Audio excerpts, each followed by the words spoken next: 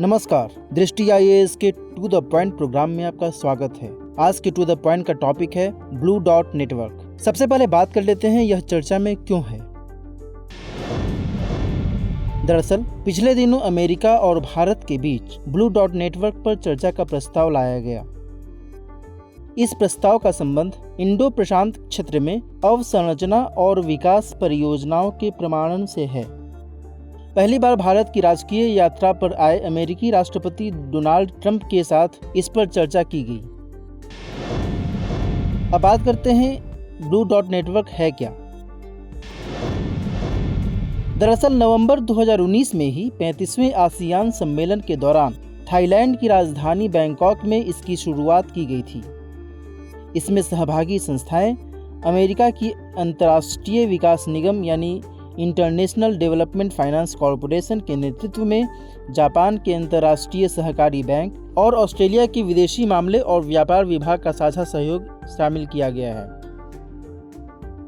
इसके मकसद की बात करें तो सरकारी, प्राइवेट सेक्टर और सिविल सोसाइटी को एक साथ लाकर साझा मानकों के दायरे में वैश्विक अवसंरचना विकास पर बल देने की बात कही गई है। यह नेटवर्क एक रेटिंग मैकेनिज्म है। इस नेटवर्क का कार्य वैश्विक अवसंरचना सिद्धांतों पर आधारित अवसंरचना परियोजनाओं का प्रमाणन करना है। इस नेटवर्क द्वारा जारी प्रमाणन बाजार चालित, पारदर्शी तथा वित्तीय स्थायी विकास परियोजनाओं के लिए मान्य वैश्विक प्रतीक के रूप में कार्य करेगा। इस प्रकार यह नेटवर्क विकासशील और उदीयमान अर्थव्यवस्था वाले देशों में अवसंरचना परियोजनाओं में निजी पूंजी निवेश को आकर्षित करेगा। ब्लू डॉट नेटवर्क के प्रमाणन के लिए आवेदन ऑनलाइन आवेदन के जरिए किया जाएगा। इससे जुड़े कुछ अन्य तथ्यों की बात करें तो अमेरिका का नेतृत्व होने के कारण ब्लू डॉट नेटवर्क को चीन के बेल्ट एंड रोड इनिशिएटिव यानी BRI के विकल्प के तौर पर देखा जा रहा है। बेल्ट और रोड इनिशिएटिव में प्रत्यक्ष वित्त प्रदान करने की व्यवस्था है, जबकि ब्लू डॉट नेटवर्क में नहीं।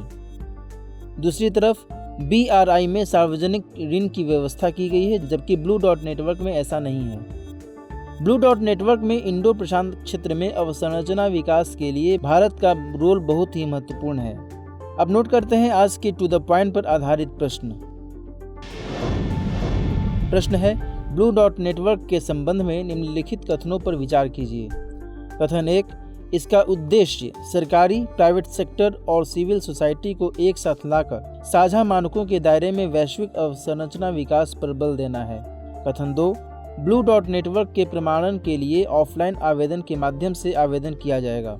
उपर्युक्त में से कौन सा से कथन सत्य है या फिर हैं? ऑप्शन ए केवल 1, ऑप्शन बी केवल 2, ऑप्शन सी 1 और 2 दोनों, या फिर ऑप्शन डी इनमें से कोई नहीं। तो इसका सही जवाब है ऑप्शन ए यानी केवल 1।